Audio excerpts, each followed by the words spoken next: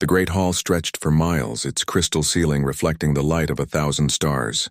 Representatives from every corner of the galaxy had gathered for the Millennial Summit, an event that happened only once every 1,000 years.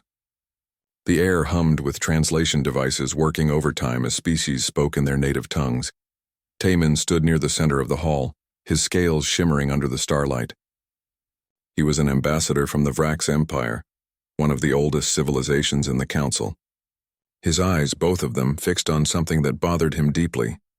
There, among the circular arrangement of seats, one chair remained empty. It had always been empty. The nameplate read Earth in the common galactic script.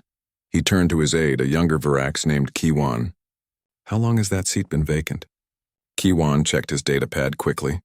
307 years, Ambassador. Since humanity first made contact with the Council." Taman's tail swished in confusion. This made no sense. Humanity had proven itself capable. Their ships traveled the trade routes safely. Their diplomats were polite when conducting business. Their technology, while not the most advanced, was solid and reliable. Yet they refused to join the Council. Every invitation had been declined. Every offer of membership had been met with a simple, respectful no. Across the hall, Elder Jiwoo noticed Taman staring. The old Keltar shuffled over, her 6 legs moving in perfect rhythm. She had been part of the Council for 400 years, long enough to witness humanity's first contact. Still wondering about the humans? Jiwoo's voice was like wind through hollow tubes, translated instantly by the devices everyone wore. "It troubles me," Taman admitted. "Every species wants a voice in galactic affairs." "Why not them?" Jiwoo made a sound that translated as laughter. "Humans are peculiar. They prefer isolation. They trade with us, yes. They talk with us, certainly. But they keep to themselves. It is their way. But why?" Taman pressed. "What species achieves space travel and then refuses to engage with the greater community?" "Perhaps they fear us," suggested Kiwan. "Some species need time to adjust to the reality of alien life." 3 centuries is not time to adjust, Taman said firmly. That is time to hide something. At the far end of the hall, a young diplomat named Hana listened to this conversation. She was from the Moth Collective, a species known for their curiosity and attention to detail. Her large compound eyes could see in spectrums others could not. She had been studying human behavior for the past decade as part of her research into isolated civilizations. Hana approached the group quietly. "Excuse me, Elder, Ambassador. I could not help but overhear your discussion about humanity." Jiwoo gestured for her to continue. Despite being young by galactic standards, Hana had earned respect for her thorough work. "I have noticed something unusual in recent months," Hana said, pulling up holographic data from her own device. "Human merchant ships have been withdrawing from the border regions. All of them. They cite maintenance issues or crew shortages, but the pattern is too uniform to be coincidence." Taman leaned closer to examine the data. She was right. Red markers showed human ship positions over the past year. Slowly but steadily, they had all pulled back toward Earth's territory. The outer trade posts were being abandoned. "This is concerning," Taman said. "It suggests preparation." "Preparation for what?" Kiwan asked nervously. "War, perhaps," Jiwoo said, though she did not sound convinced. "But humans have no enemies. They maintain peaceful relations with all contacted species." Hana's wings fluttered slightly, a sign of excitement in her species. "I found something else. Old records from the first contact period. There was a human diplomat named Sung Ho who spoke with the Council representatives. Most of his words were standard diplomatic pleasantries, but there was one phrase that was never fully explained." She pulled up an ancient recording. The human's voice, translated and preserved, spoke clearly. "We appreciate the Council's offer, but humanity must decline. We guard what you cannot see." The phrase hung in the air. No one had thought much of it at the time.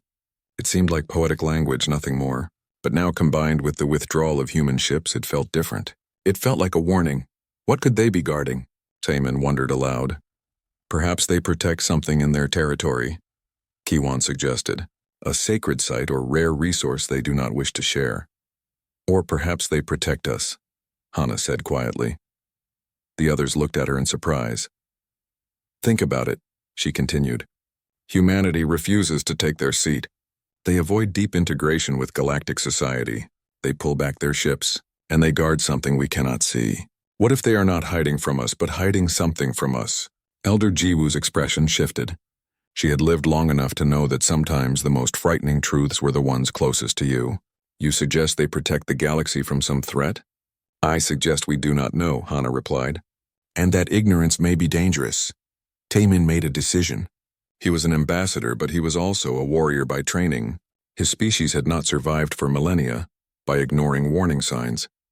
We must bring this to the full council. We need answers from Earth. Over the next week, the council debated. Many dismissed the concerns. Humans were odd, yes, but harmless. Some suggested sending a diplomatic envoy. Others wanted to simply respect humanity's wish for isolation. But Taemin was persistent. He showed the data, played the old recordings, and argued that the galaxy deserved to know why one species refused to join them. Finally, the council voted. It was not unanimous, but it passed. They would send an expedition to Earth. Not a military fleet, but a diplomatic mission with enough ships to show they were serious. They would demand answers. They would learn why humanity never took its seat. As the vote was recorded, Hana felt a chill run through her body. She had pushed for this investigation, but now she wondered if some questions were better left unasked. Somewhere deep in human space, beyond the borders of explored territory, something waited. Something humanity had been dealing with alone for 300 years. The expedition would leave in 1 month. They would travel to Earth, demand an audience with human leadership, and finally learn the truth behind the empty chair.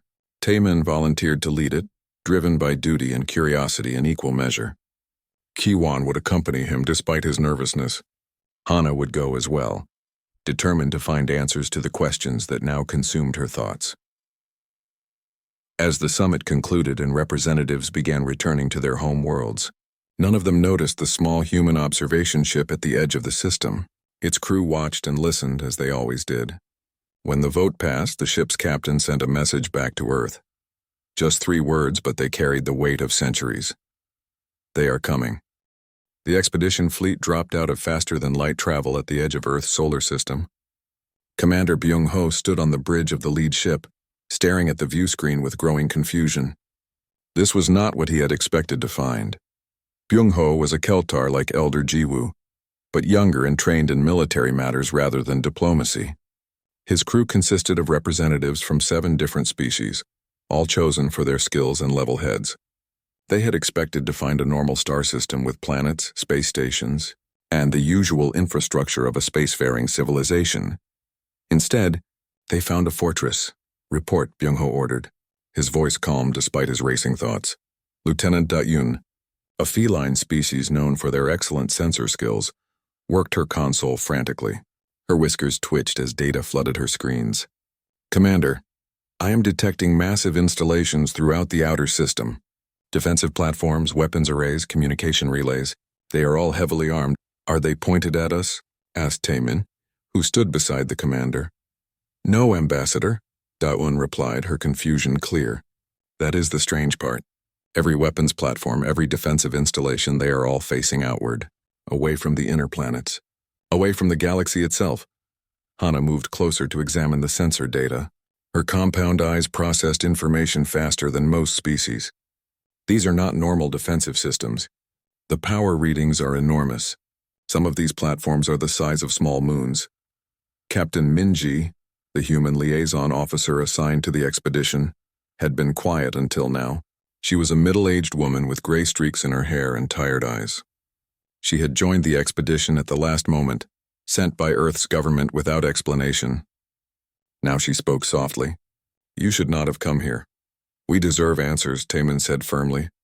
Humanity has refused the Council for 3 centuries. These weapons installations suggest you are preparing for war. The Council has a right to know who you plan to fight. Minji laughed, but there was no humor in it. You think we built all this to attack someone? Look at the positioning again, Ambassador. Look at where everything is aimed. Byung-ho studied the tactical display more carefully. Minji was right. The defensive grid formed a sphere around the solar system, but every weapon pointed outward into deep space, beyond the galaxy's edge, into the darkness between galaxies where nothing should exist. What are you defending against? Byung-ho asked quietly. Minji did not answer immediately. She moved to the communications console and entered a series of codes. I am sending a message to the Deep Space Fleet. They will decide if you can know the truth. The Deep Space Fleet? Kiwan asked. We detected no major fleet presence in this system. That is because they are not here, Minji said simply. They are where they are needed.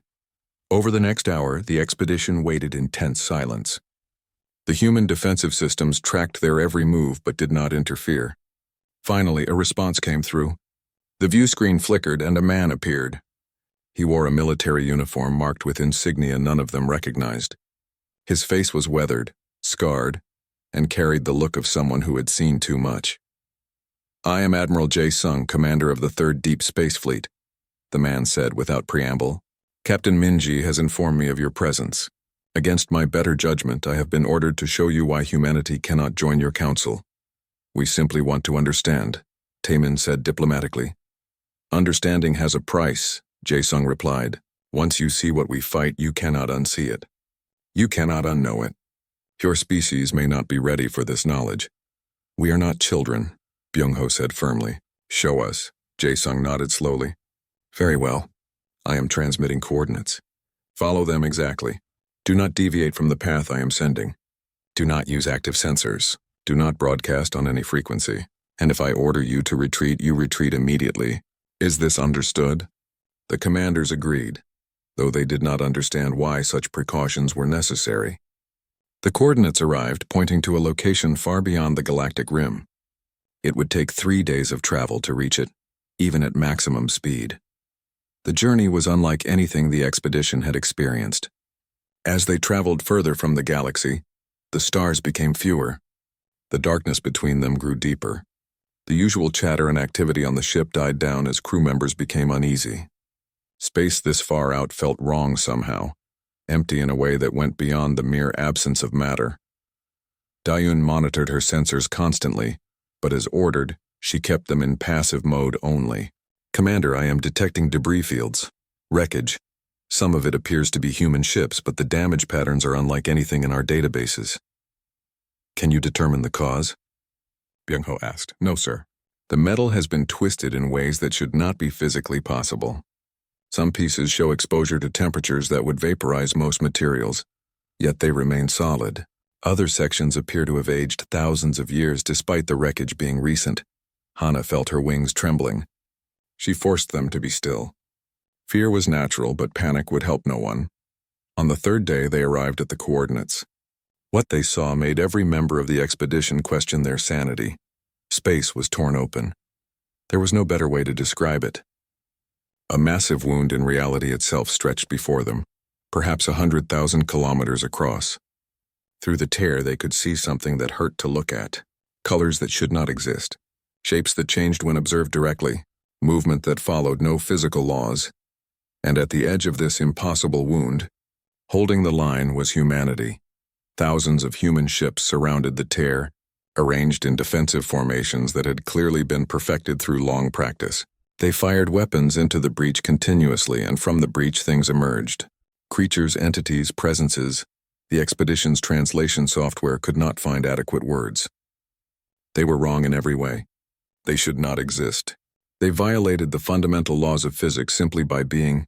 A human voice came over the communications channel. Expedition Fleet, this is Defense Station 7. Maintain your position. Do not approach the breach. Do not attempt to scan the entities. Direct observation can have psychological effects. But it was too late. The crew had already seen. Daeun collapsed at her station, her mind struggling to process what her enhanced eyes had perceived. Ki-wan vomited, his body's automatic response to stimulus it could not categorize. Even Byung-ho, trained in warfare and crisis response, felt his legs weaken. Only Hana managed to keep functioning, though barely. Her species' compound eyes processed reality differently, giving her slight protection from the visual horror. She watched as human ships engaged the entities. Some of the creatures made it through the defensive fire. When they touched a human vessel, the ship simply ceased to exist. Not destroyed, that would imply wreckage. The ships just stopped being real, as if they had never existed in the first place. Yet the humans fought on. For every ship lost, another moved into position. The firing never stopped. The line never broke. Taemin found his voice, though it shook. How long? How long have you been fighting this? Admiral Jae-sung's image reappeared on the screen. He looked even more tired than before. 307 years, Ambassador. Since 70 years after we achieved faster-than-light travel, we found the first tier by accident. An exploration ship investigating an anomaly. The entire crew died, but they managed to send back their data before reality broke down around them. Why did you never tell us? Hana whispered. Why fight alone? Because, Jae-sung said quietly, these things are attracted to consciousness, to thought, to minds. Every civilization in the galaxy, every trillion thinking beings, you all shine like beacons to these entities. The more minds that know about them, the more attention they receive. If we had told the Council, if panic had spread across the galaxy, the breaches would have multiplied. More tears, more entities. We made a choice to bear this knowledge alone, to protect you through silence. Byung-ho steadied himself against his command chair.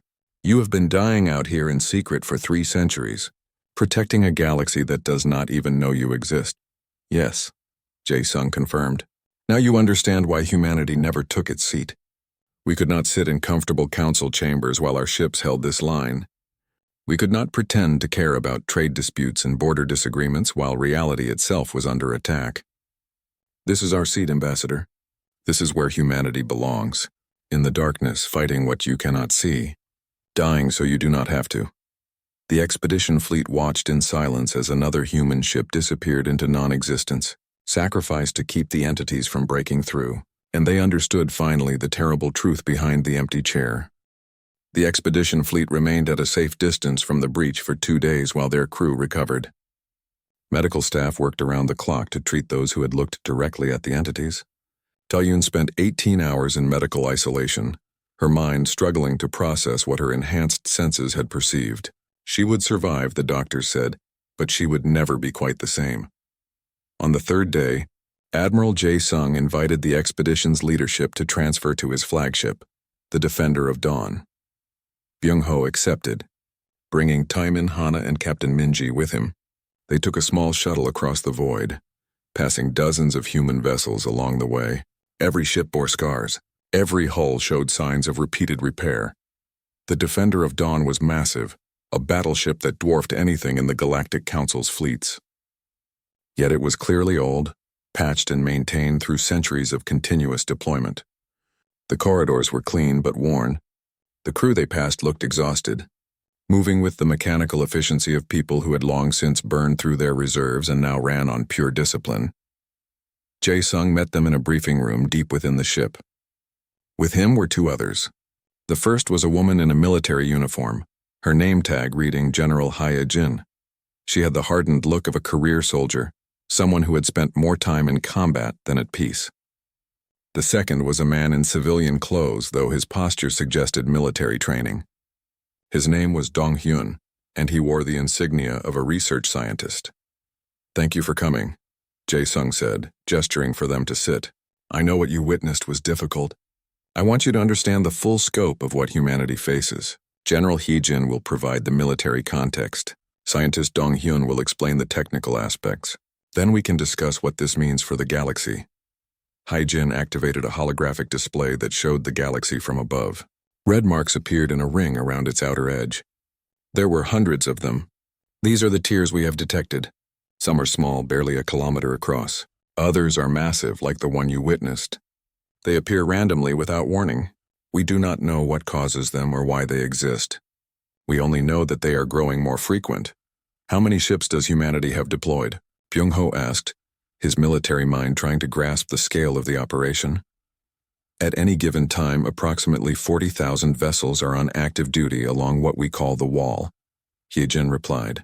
These range from single-pilot scouts to battleships like this one. We rotate crews every 2 years to prevent psychological breakdown, though many volunteer to stay longer. Tae-min did quick calculations in his head. That represents an enormous portion of your civilization's resources. 70% of our industrial output goes to the Wall, Hye-jin confirmed. 70% of our population serves either directly in the fleet or in support roles. We have sacrificed our own expansion, our own development to maintain this defense. Dong-hyun leaned forward, his expression intense. Let me explain why this sacrifice is necessary. These entities, we do not have a proper name for them. Some crew members call them the hungry ones. Others call them the unmakers. What matters is what they do. They consume reality itself. They eat the fabric of space and time. He pulled up sensor data, though it was heavily filtered to protect the viewers from psychological damage. We have determined that they are attracted to conscious thought, specifically to the quantum fluctuations that occur in sentient brains. Every thinking being in the galaxy produces a tiny psychic signature. Individually, it is too small to notice, but collectively, with trillions of minds across thousands of civilizations, the galaxy shines like a beacon in the darkness beyond. You are saying we attract these things? Hana asked, her wings fluttering nervously. Yes, Donghyun confirmed. The tears appear at the edges of the galaxy, because that is where the psychic signature is strongest, at the boundary with the void. The entities are drawn here, trying to reach the source of the signal. If they succeed, if they break through in sufficient numbers, they will consume everything. Every planet, every star, every living being. They will unmake the galaxy and everyone in it. The room fell silent. The weight of this knowledge pressed down on everyone present. Millions of years of galactic civilization, thousands of species, all of it under threat from something most of them had never known existed. When did you discover this? Taemin asked quietly. Jae-sung took over the briefing. 70 years after we developed faster-than-light travel. We were still exploring, still excited by the possibility of finding other life. A survey ship called the Promise of Tomorrow detected an anomaly at the galactic rim. The captain decided to investigate. That decision saved the galaxy, though it cost them their lives. He pulled up an old recording. The image was corrupted, damaged by whatever force had attacked the ship. A young woman's face appeared, her eyes wide with terror. This is Captain Il-soo of the Promise of Tomorrow. We have encountered something at coordinates. The numbers followed, but they meant nothing to the expedition members. It is a tear in space. Something is coming through. We cannot stop it. We cannot fight it. But we can send this data back. We can warn Earth, tell them the universe is not empty. Tell them we are not alone in the darkness. The recording cut off. Il-soo and her entire crew had died moments later. But their data had reached Earth. Humanity had learned the terrible truth. And they had made a choice. We could have run, Jae-sung continued. We could have retreated to Earth, built defenses around our home system, and hoped the entities would not find us. But we knew they would eventually reach the inner galaxy. They would find the council species. They would consume everything. So we decided to hold the line out here at the edge, where we could fight them before they reached populated space. Why not tell us? Byung-ho demanded. We could have helped. The combined forces of the council would have made things worse, Donghyun interrupted. I have spent 2 decades studying the entity's behavior. They are drawn to consciousness, but not equally. Fear, panic, dread. These emotions produce stronger psychic signatures. If we had revealed the threat to the galaxy, if trillions of beings had suddenly become aware of the entities and terrified of them, the psychic beacon would have intensified dramatically. More tears would open, larger ones. Instead of hundreds of breaches, there would be thousands. We would not be able to hold the line. Hee-jin pulled up another display. This is the wall, a defensive network spanning thousands of light years. Every human ship, every station, every weapon platform is part of a coordinated system designed to seal the breaches as they appear. We have developed specialized weapons that can disrupt the entity's ability to maintain coherence in our reality. It is not perfect. We lose ships constantly, but we are holding. A young officer entered the room, saluting sharply. General, I apologize for the interruption. You asked to be notified when Commander Subin's fleet engaged the entities at Breach 47. How are they doing?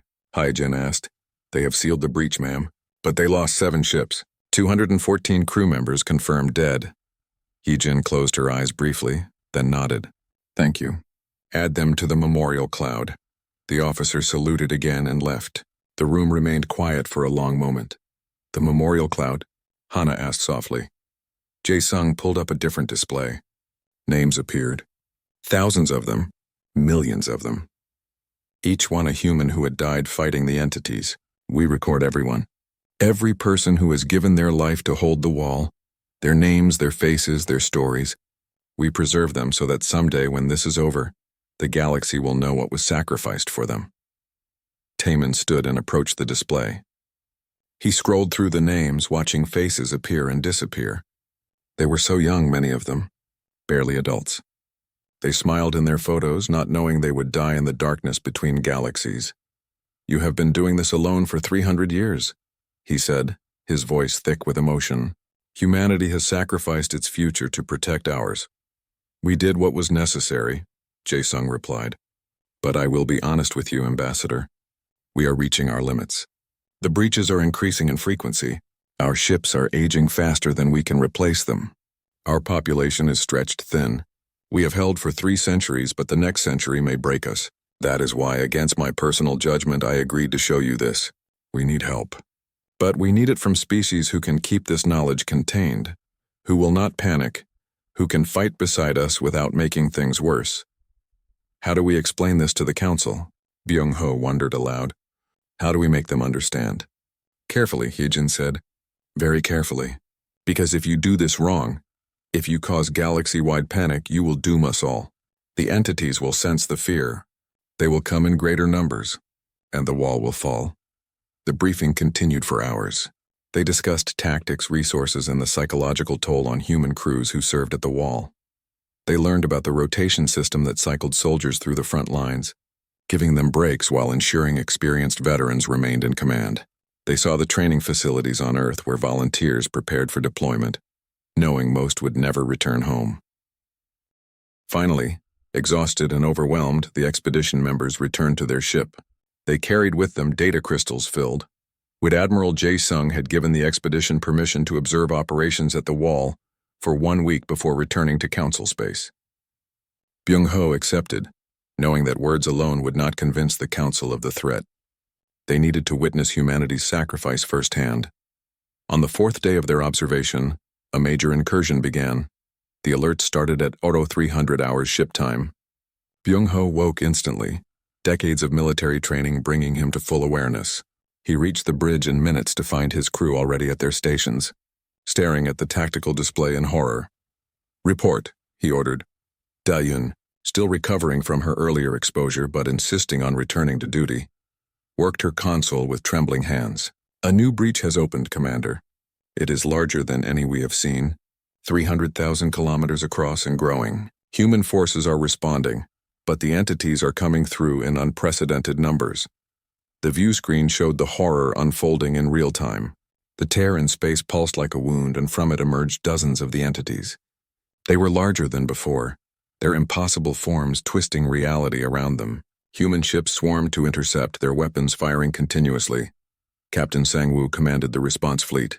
His voice came across the communications channel, calm despite the chaos. "All units maintain defensive formation.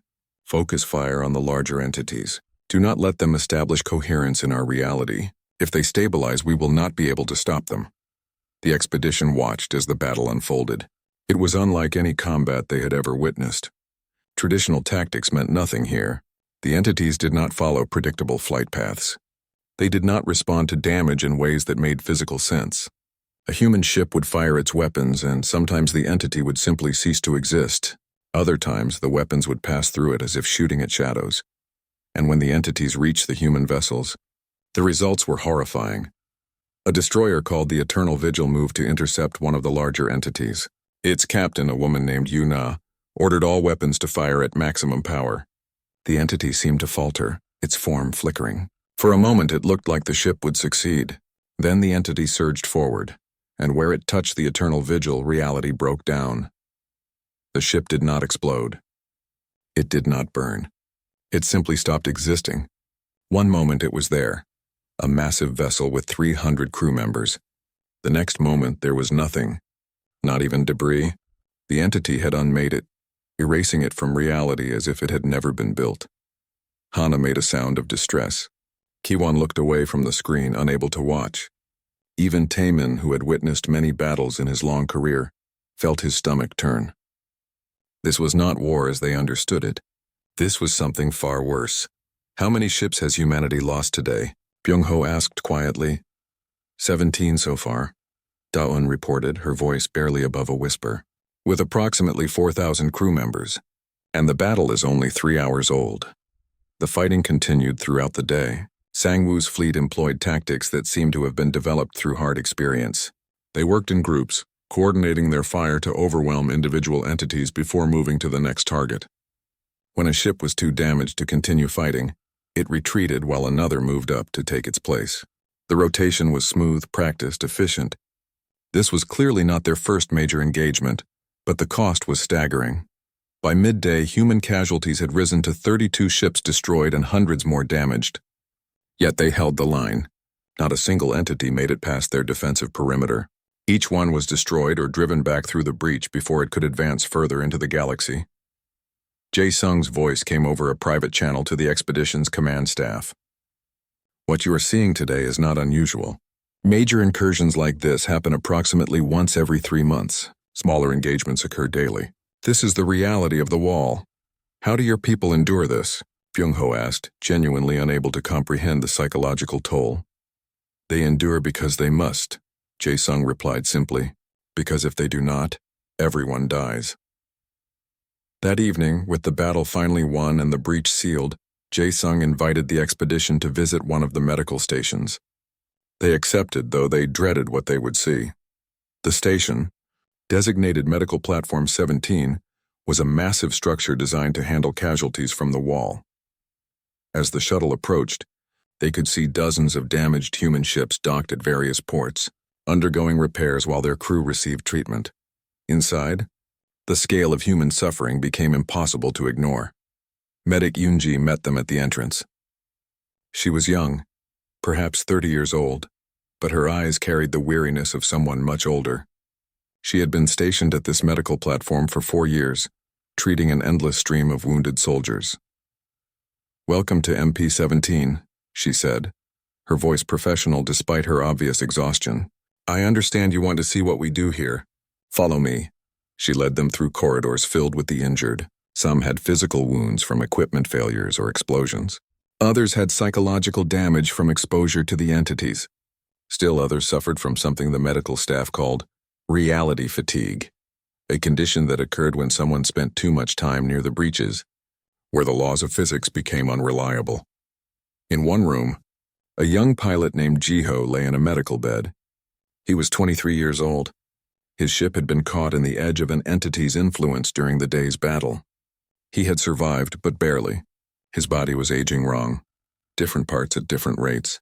His left hand was that of an old man, wrinkled and spotted. His right hand looked like a child's.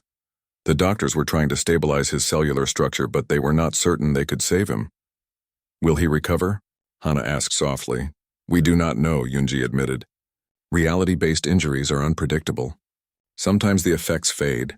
Sometimes they worsen. Sometimes they spread. We do our best, but there is so much we still do not understand." They moved to another section where the psychological casualties were housed. A soldier named Hyun-soo sat in a chair, staring at nothing. He had looked directly at one of the entities during combat. His mind had broken, unable to process what he had seen. He had been in this state for 2 weeks. The doctors hoped he would recover, but they had seen cases like his before. Some patients never came back. Yoonji explained that every person who served at the wall understood these risks. They volunteered anyway.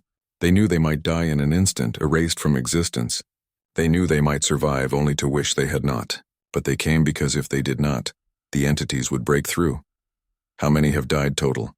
Taemin asked. "In 3 centuries of fighting?" Yoonji pulled up her datapad and accessed the memorial cloud. 6,247,893 confirmed deaths. Another 2 million missing, presumed erased by the entities. These numbers do not include the support personnel who have died in accidents or from the stress of continuous deployment. The number was staggering. For perspective, the entire Vrax Empire had lost fewer people in all its wars throughout its entire history. Humanity had sacrificed more in 3 centuries of secret warfare than most civilizations lost in millennia. They spent hours at the medical platform, talking to doctors, nurses, and recovering patients.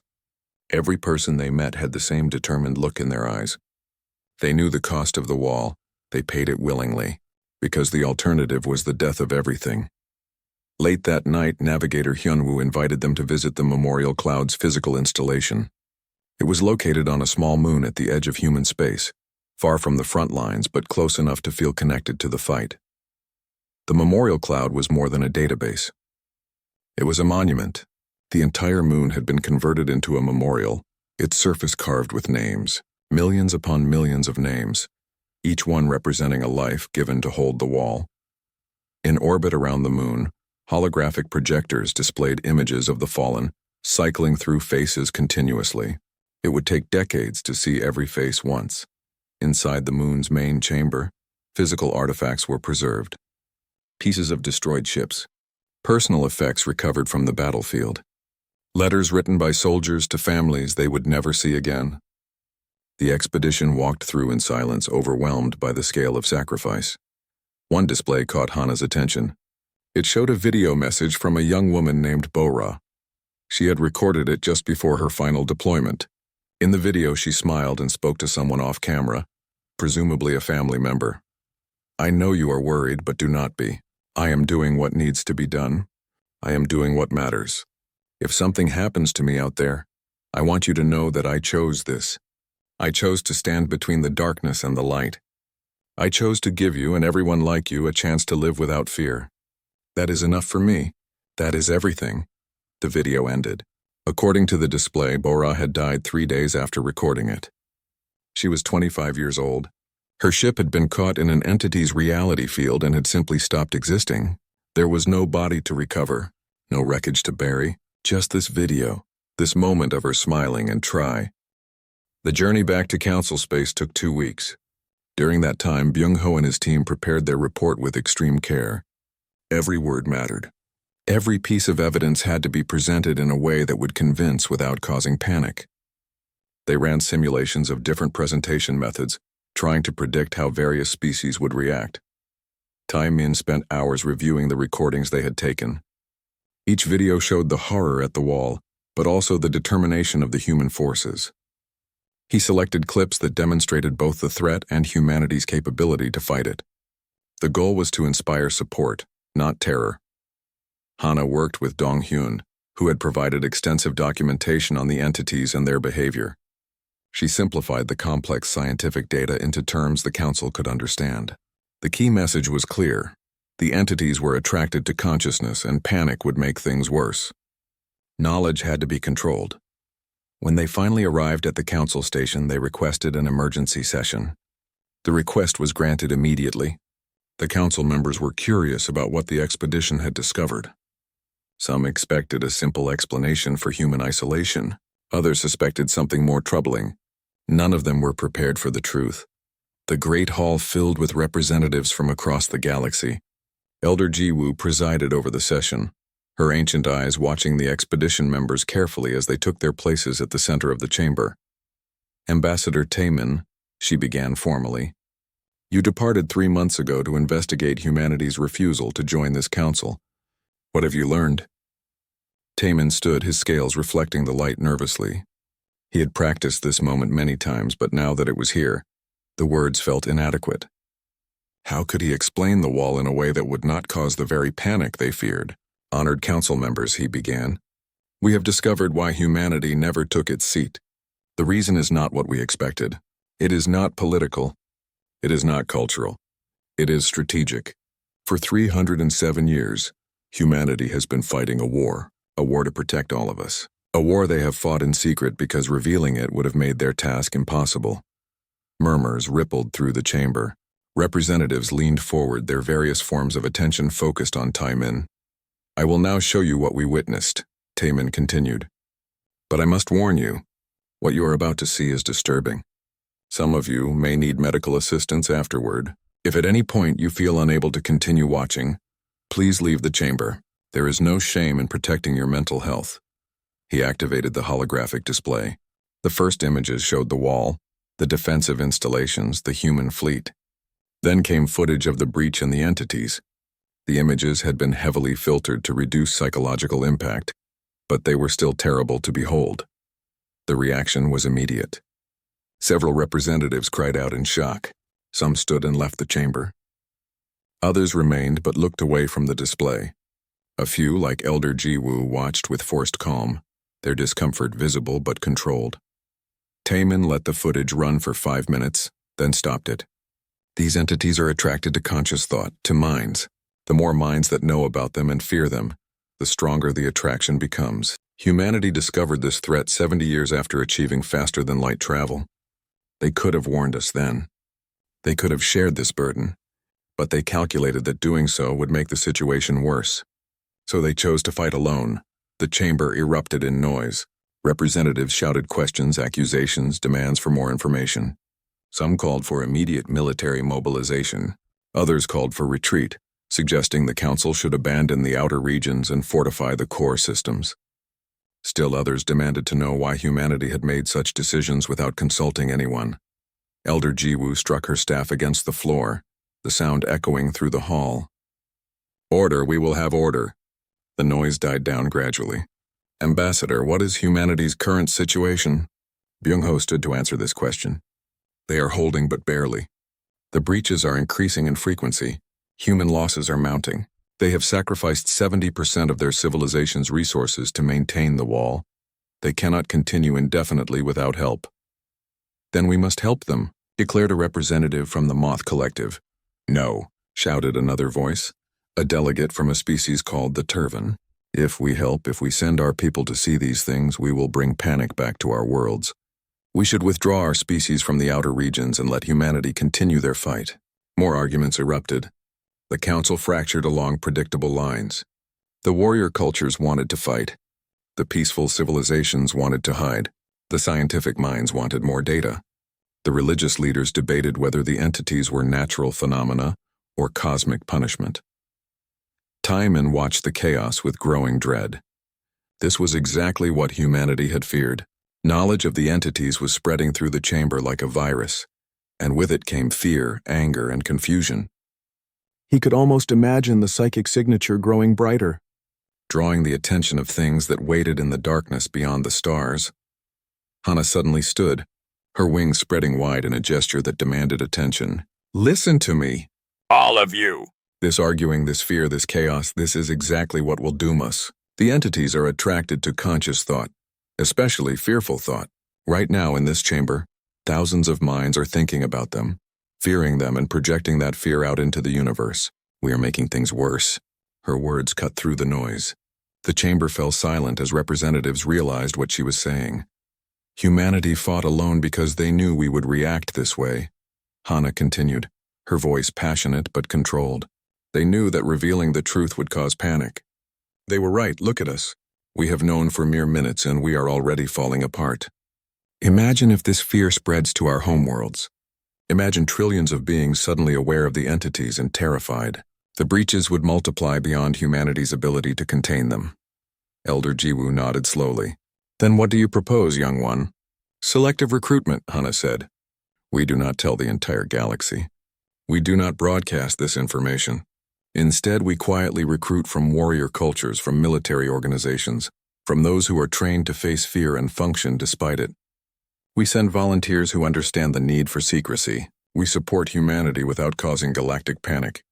Taman felt hope stir in his chest. This could work. This balanced the need for help with the need for secrecy. "And what of those who leave this chamber?" asked Elder Jiwoo. "Those who already know? How do we ensure this knowledge does not spread?" "We ask them to make the same choice humanity made," Byung-ho said, standing beside Hana. "We ask them to carry this burden in silence, to know the truth and not share it, because sharing it will kill everyone they love. We ask them to trust that some secrets must be kept." The debate continued for hours, but gradually a consensus formed. Not unanimous, it never would be, but enough. The council would support humanity's effort at the wall, but quietly. Each species would be allowed to send volunteers, military forces, and resources, but under strict conditions. The information about the entities would be classified at the highest level. Only those who needed to know would know. The vote came near midnight. 2/3 in favor, 1/3 abstaining or opposing. It was enough. In the weeks that followed, the first non-human volunteers began arriving at the wall. They came from a dozen species, warriors and scientists who had been briefed on the situation and accepted the burden of secrecy. Many came from Taman's own species, the Vraks, who had a strong military tradition. Others came from the Keltar, from the Moth Collective, from species whose names the humans had barely learned. Soldier Insu, a human veteran with 15 years of service at the wall, found himself assigned to train the first group of alien recruits. He gathered them in a briefing room on Defense Station 12, looking at the mix of species before him. "I am Corporal Insu," he began. "I have been fighting the entities since I was 18 years old. I have seen things that will haunt me until the day I die. I have watched friends disappear into non-existence. I have survived battles that should have killed me, and I am going to teach you how to do the same." The alien recruits listened intently. Some looked nervous. Others looked determined. All of them had volunteered knowing they might never return home. "The first thing you need to understand," Insu continued, "is that this is not normal warfare. The entities do not follow rules. They do not feel pain or fear. They cannot be reasoned with or negotiated with. They exist only to unmake reality and consume consciousness. Your job is to stop them from doing that." He pulled up tactical displays showing the defensive formations humanity had developed. "We have learned through hard experience how to fight them. We will teach you these tactics. We will train you to recognize the signs of a forming breach. We will prepare you as best we can. But I will not lie to you. Some of you will die. Maybe all of you. This is the reality of the wall." A Vrax warrior named Tae Young raised his hand. "Why do you continue to fight knowing the cost?" Insu smiled, though it was a sad expression.